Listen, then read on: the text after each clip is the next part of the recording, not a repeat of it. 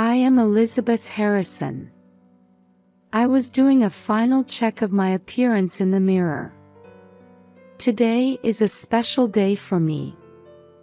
My son Jason has purchased a new home, and I've been invited to the housewarming party. Beth, it's all right. Today is Jason's day, I remind myself. But I can't shake off the anxiety lingering in my heart. The phone call I received from Jason last week is bothering me. Mom, you must come to the housewarming party. I have something important to tell you. There was a hesitation in his voice at that time. I want to think it's just my imagination, but my maternal instinct tells me something is off. My husband Robert said, "I'll go ahead and help with the preparations," and left early in the morning. At 65, he's been looking a bit tired lately. But I felt grateful for his kindness in wanting to help with our son's housewarming. Before leaving the house, I take one last look in the mirror. I adjust my silvery hair and straighten the collar of my pale blue dress. This dress is from over 20 years ago when Robert and I went shopping for our wedding anniversary. Fond memories well up, making me smile involuntarily. While driving, I reflected on my son's growth. The day Jason was born, the day he took his first steps, the day he entered college. And now, he's grown into a fine adult with his own home. I feel a little sadness at how quickly time has passed. After about 30 minutes of driving, Jason's new house came into view. It's a cozy single-family home in a leafy suburb. The front yard is blooming with colorful flowers, and a sign saying, "Welcome to our new home," hangs on the front door. As I park the car and get out, I can hear lively voices from inside the house. Taking a deep breath, I ring the doorbell, and Jason's wife Carol greets me. "Oh, Beth. You've come." Carol's voice sounds somewhat cold. Usually, she would greet me more warmly. I feel a bit confused but maintain my smile. "Thank you, Carol. I'm coming in." Entering the living room, I see Robert and Jason, along with a few friends. No one turns to look at me as I enter. Robert is engrossed in conversation with a friend, and Jason is staring out the window. Jason, congratulations. It's a lovely house." Even when I call out to him, Jason only glances at me briefly before looking away again. His, "Oh, thanks," sounds distracted. The atmosphere in the room feels heavy, and I start to feel suffocated. I even have the illusion that everyone is avoiding me. In the midst of this, I suddenly hear a small voice. "Grandma." I turn to see my 8-year-old grandson Noah running towards me with a smile. His pure smile eases my heart a little. "Noah, how have you been? Are you happy to see Grandma?" Noah nods vigorously and takes my hand. "Yes. I want to play with Grandma." Noah's warm attitude softens the cold atmosphere in the room a bit. But the rest of the family remains unchanged. Robert glanced in my direction but quickly returned to his conversation with his friend. Unable to hide my confusion, I stand quietly in a corner of the living room, observing this strange situation. The feeling that I'm missing something important grows larger and larger in my mind. As I stand rooted in the corner of the living room, I notice Noah looking around the room restlessly beside me. I realize his small hand is tightly gripping the edge of my skirt. "Noah, what's wrong?" I ask gently. He looks up at me with big eyes and whispers in a small voice. "Grandma, let's go outside for a bit." Noah's voice lacks its usual brightness. I feel a bit anxious, but decide to grant my grandson's wish. "All right, let's go get some fresh air." We quietly slip out of the living room and head towards the garden without anyone noticing. The air outside feels refreshing, in stark contrast to the heavy atmosphere indoors. Once in the garden, Noah looks around, checking his surroundings. After confirming that no one else is around, he suddenly grips my hand tightly and says in a trembling voice, "Grandma, it's dangerous. We need to run away quickly." I gasp at those words. I can feel Noah's small body shaking. "Noah, what do you mean? What's dangerous?" I try to stay calm despite my confusion, sensing from Noah's serious expression that this isn't just a child's whim. "They're trying to take you away.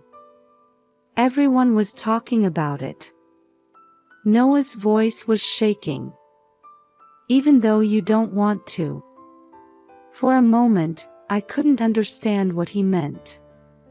But looking into Noah's fear-filled eyes, I realized this was no joke. "I understand, Noah. Thank you for believing in Grandma." I took a deep breath and made a decision. "Now, do as Grandma says. Let's walk quietly and slowly to the front of the house." We crossed the garden and walked to my car parked in front of the house. During that time, my heart was pounding fiercely. My head was full of questions about what was happening and what my family was planning. As we got into the car, Noah immediately fastened his seatbelt. I hurriedly sat in the driver's seat and started the engine. Looking in the rearview mirror at the house, I confirmed that no one has noticed our absence yet. "Noah, it's okay. Grandma will protect you." I tried to reassure Noah as I started driving. The shadows of the street trees glide over the car. After driving in silence for a while, I judged that we had reached a safe place and pulled over to the side of a quiet residential street. "Now, Noah, can you tell me slowly? What did you hear?" Noah took a deep breath and began to speak hesitantly. "Last night, I overheard Dad and Mom and Grandpa talking. They were all whispering. According to Noah, Jason, Carol, and Robert were planning to put me in a nursing home. And against my will. They said your bags are already packed in the car." Noah continued, tears welling up. "They said they'd take you right after the party ended." I was at a loss for words. To think that my family had been making such plans behind my back. I gripped the steering wheel tightly, filled with disbelief. "But why?"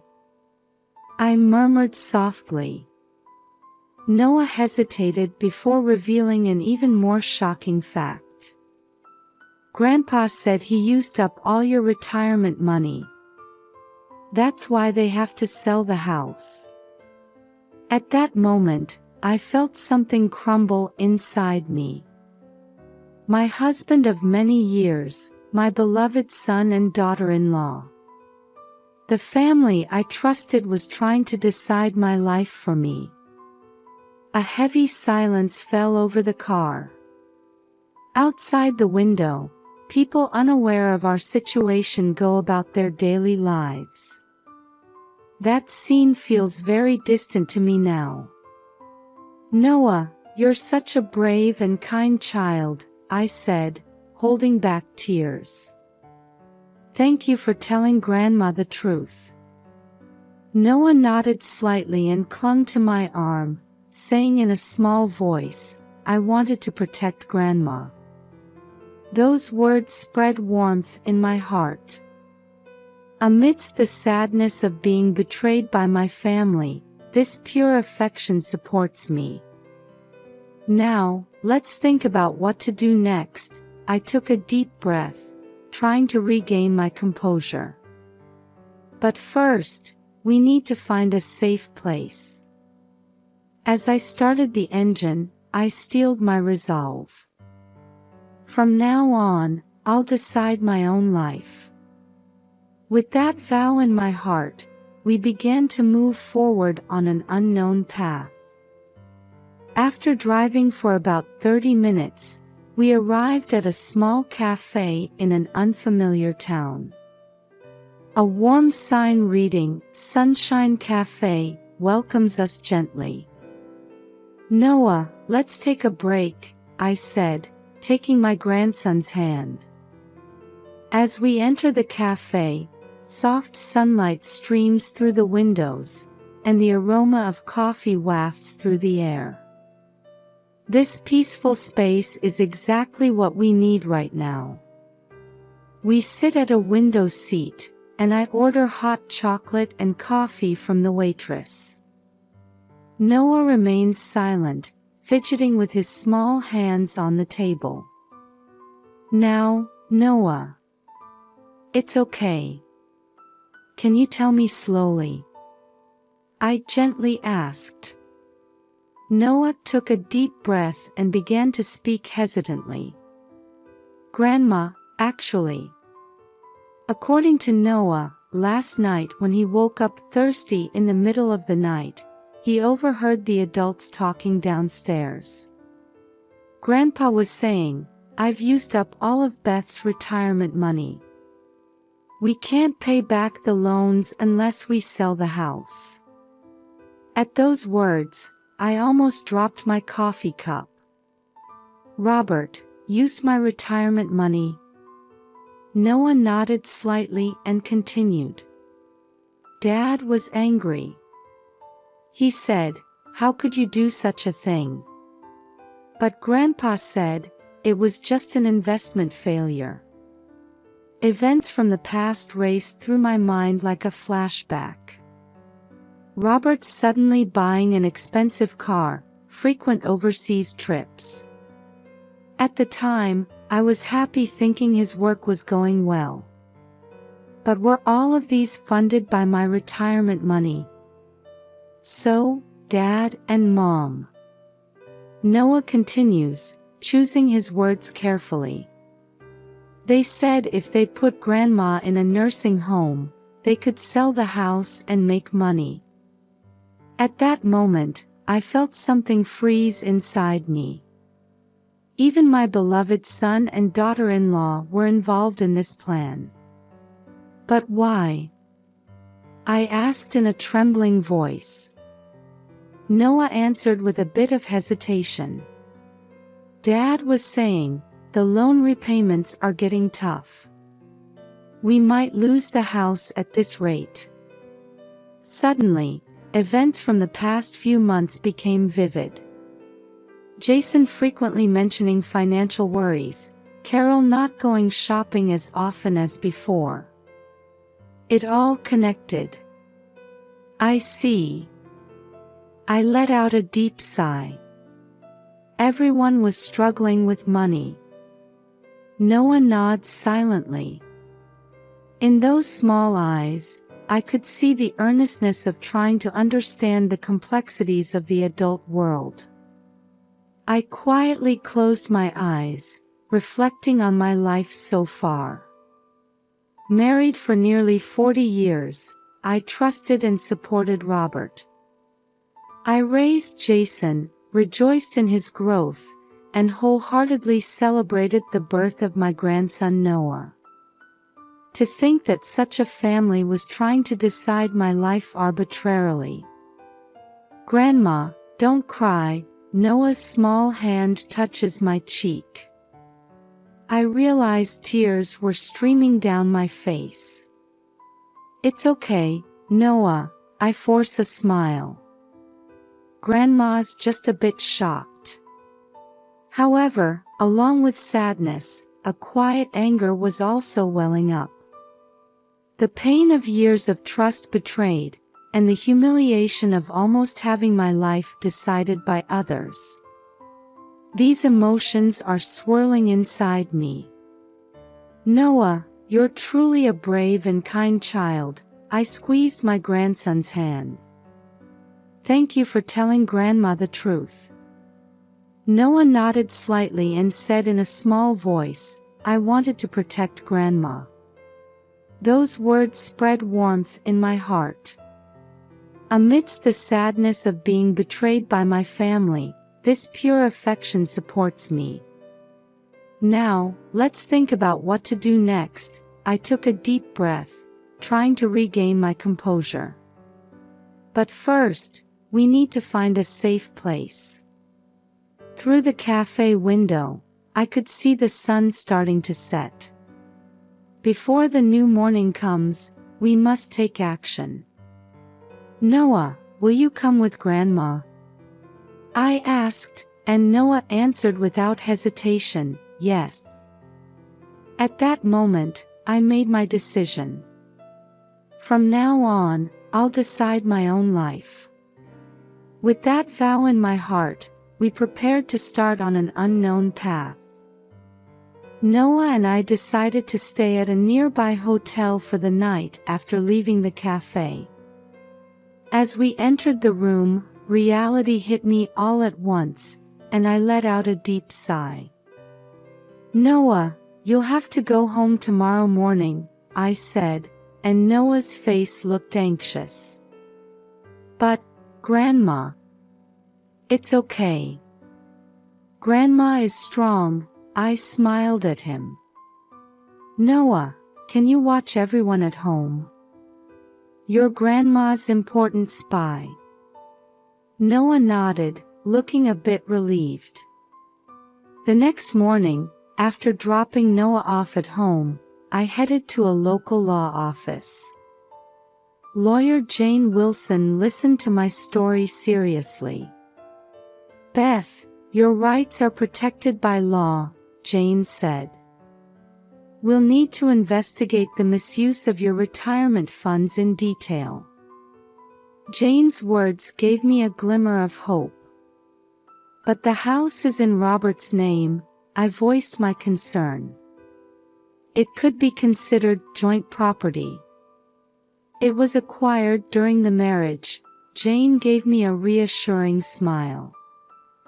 While proceeding with legal measures, I needed to secure a place to live for the time being. Jane introduced me to a local social worker. Social worker Martha greeted me with a warm smile. Beth, you're in a difficult situation. But let's find a solution together. With Martha's help, I was introduced to a short-term stay facility for seniors in the area.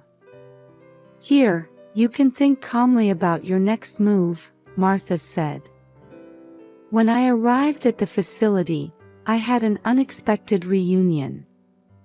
Eleanor, my former neighbor, was volunteering there. Oh my, Beth. It's been a while, Eleanor's face showed surprise. When I explained the situation, she deeply sympathized. You've been through a lot. But while you're here, I'll support you, Eleanor's words warmed my heart. That night, lying on the bed in the small room, I was thinking about future plans. Suddenly, my cell phone rang. It was from Noah. "Grandma, are you okay?" he asked in a small voice. "Yes, I'm fine." "Did you hear anything, Noah?" "Yes. Dad and Mom were fighting. Grandpa was angry too."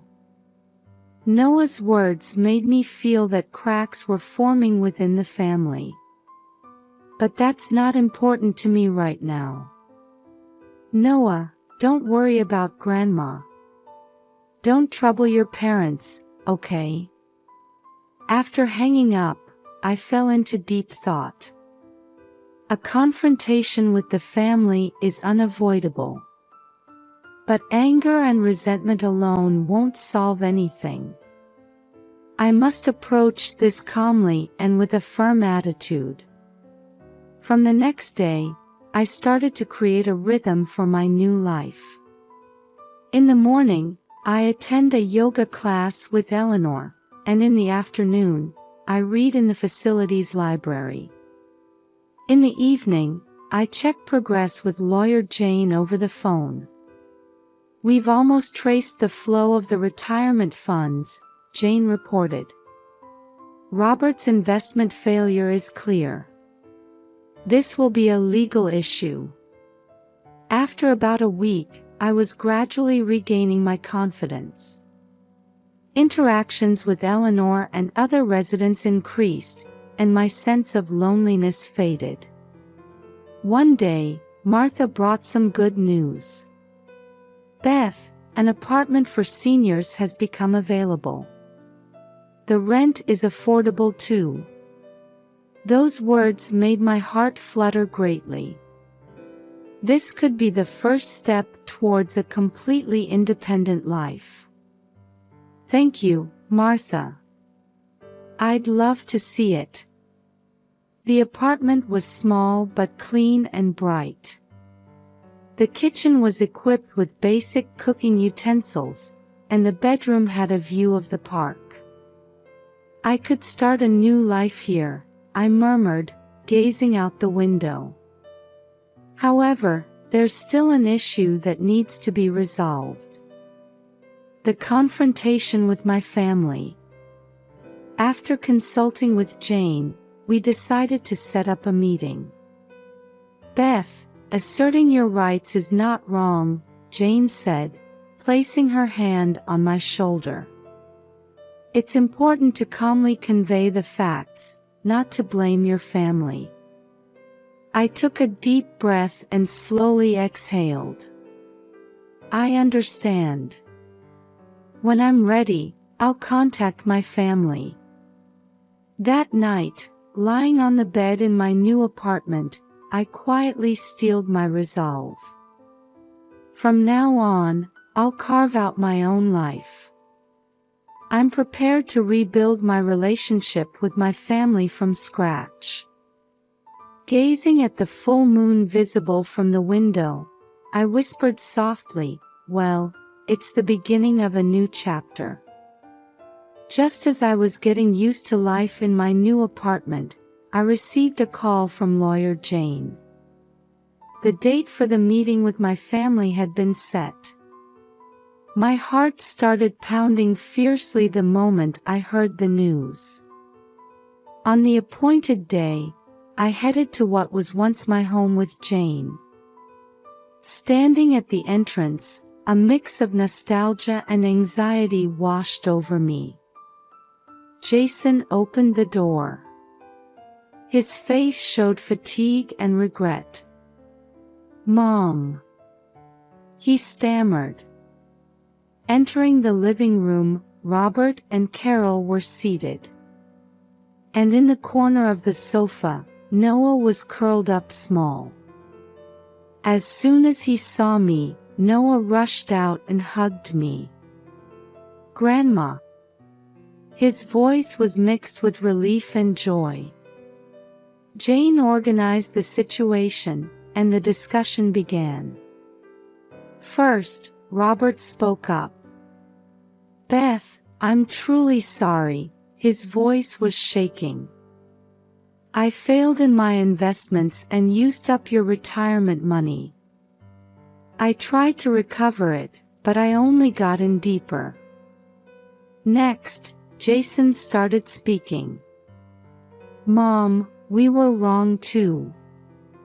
But we were really worried about you.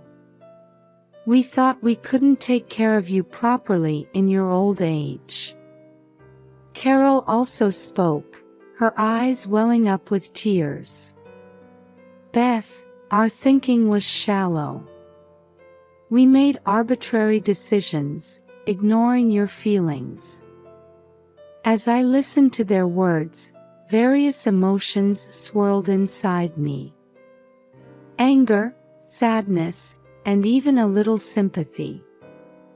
Taking a deep breath, I began to speak quietly. Everyone, please listen. I was deeply hurt. I felt betrayed by the family I trusted. For a moment, the room fell silent. But, I continued, I understand that you all had your own struggles. However, why didn't you consult with me? We could have thought of a solution together. Robert covered his face with both hands. I was ashamed. I didn't want to disappoint you. Jason also bowed his head. We didn't want to worry you, Mom. I looked at them and said firmly, as a family, we should share both good and bad things. I still have the strength to live my own life. Don't forget that. At those words, all family members looked surprised. Noah said in a small voice, Grandma, you're strong. That comment seemed to soften the atmosphere in the room a little. Jane began the legal explanation. The misuse of retirement funds, the issue of house ownership, and plans for future living arrangements. The family listened intently. After the explanation, Robert said with determination, Beth, I'll repay the full amount.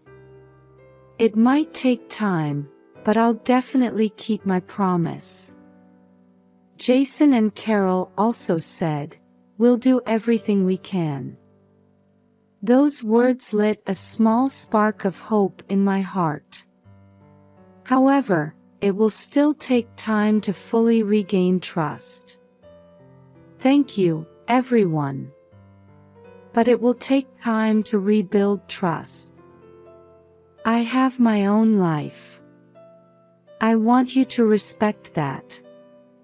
The family nodded silently. At that moment, Noah stood in the center of the room and said loudly, Everyone, let's make up. Let's all take good care of Grandma. That pure wish brought small smiles to the adults' faces. I exhaled deeply and said, That's right, Noah. Let's all build a new relationship. From that day on, bit by bit, my relationship with my family began to change. Robert started making regular repayments, and Jason and Carol began visiting my apartment on weekends. Noah cherishes the time he spends with me even more than before. His words, Grandma, I'll protect you now, fill me with genuine warmth. One evening, I was standing on the balcony of my new apartment, watching the setting sun. Suddenly, my phone rang. It was Robert.